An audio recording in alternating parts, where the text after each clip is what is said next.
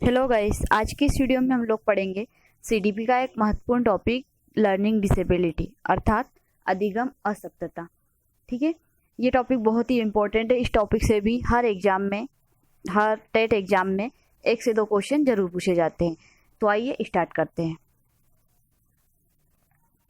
सबसे पहले हम लोग अधिगम असक्तता को समझ लेते हैं। ठीक है, कि अधिगम असक्तता या अधिगम असक्षमता क्या है।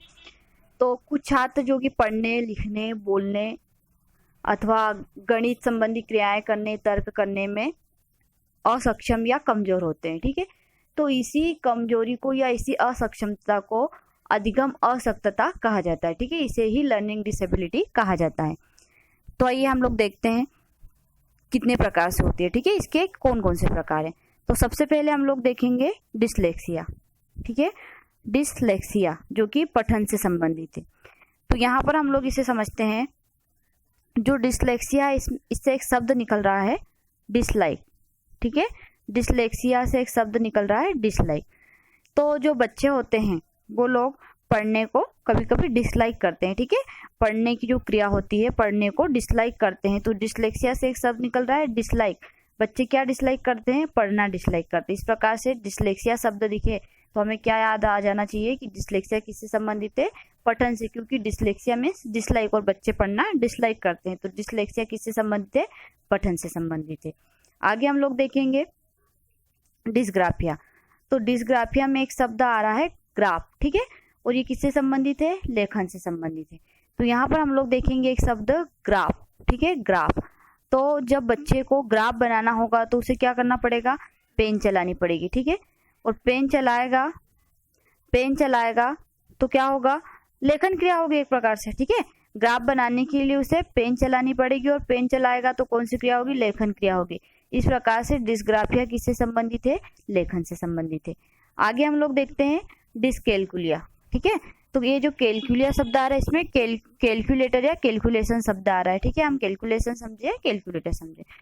तो कैलकुलेशन या कैलकुलेटर का प्रयोग कहाँ होता है? गणित में होता है। ठीक है, तो ये डिसकैलकुलिया किससे संबंधित है? गणित से संबंधित है। आगे हम लोग देखेंगे डिस्थीमिया। ठीक है, डिस्थीमिया ये किससे संबंधित है? तनाव से संबंधित है। तो इसे कैसे याद रखेंगे?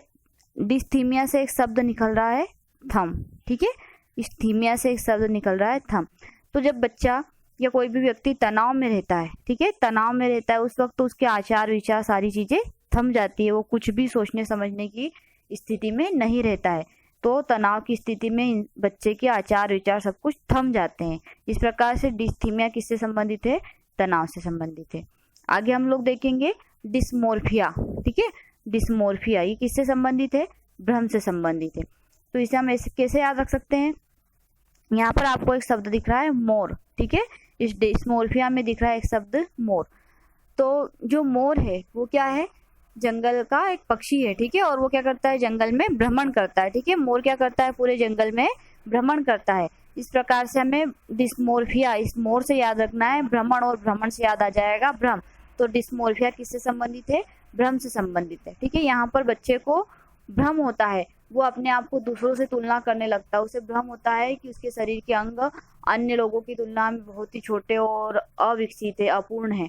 इस प्रकार से उसे भ्रम होने लगता है और वो खुद को दूसरों से कंपेयर करने लगता है। नेक्स्ट देखते हैं हम लोग अफेजिया। अफेजिया किससे संबंधित है?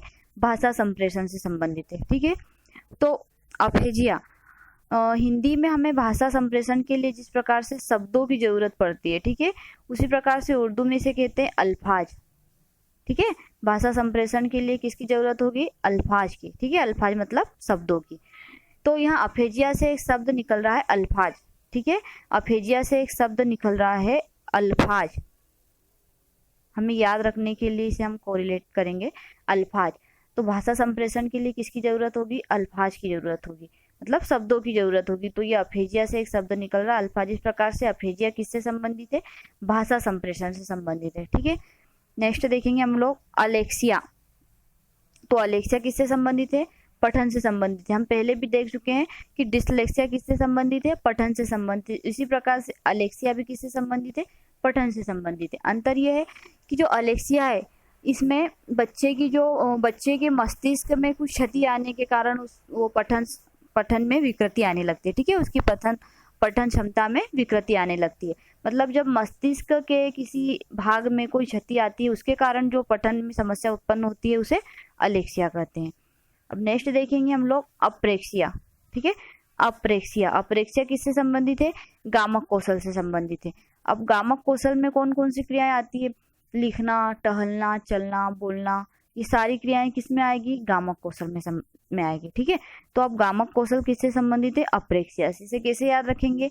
प्रेक्सिया से एक शब्द निकल रहा है पेशिया, ठीक है, तो हम इसे क्या याद रख सकते हैं? मांसपेशियां, ठीक है। प्रेक्सिया से एक शब्द निकल रहा है पेशिया, तो इस प्रकार से हम इसे मांसपेशियां याद रख सकते हैं। और जब हमारी मांसपेशियों में किसी प्रकार की कोई विकृति आ जाएगी, ठीक है, हमारी मांसपेशियों में कोई विकृति आ जाएगी तो हमारी जो गामक कौशल क्रियाएं हैं वो भी डिस्टर्ब हो जाएगी, ठीक है, उनमें भी विकृतियां आने लगेगी, ठीक है। तो इस प्रकार से जो अप्रेक्सिया है मतलब मांसपेशियां, वो किससे संबंधित है? गामक कौशल से संबंधित है। तो उम्मीद करती हूँ आपको ये वीडियो जरूर पसंद आया होगा। अगर वीडियो पसंद आया हो तो वीडियो को लाइक करें, अपने दोस्तों के साथ शेयर करें एंड मेरे चैनल को सब्सक्राइब जरूर करिए। तो मिलते हैं नेक्स्ट वीडियो में नेक्स्ट टॉपिक के साथ।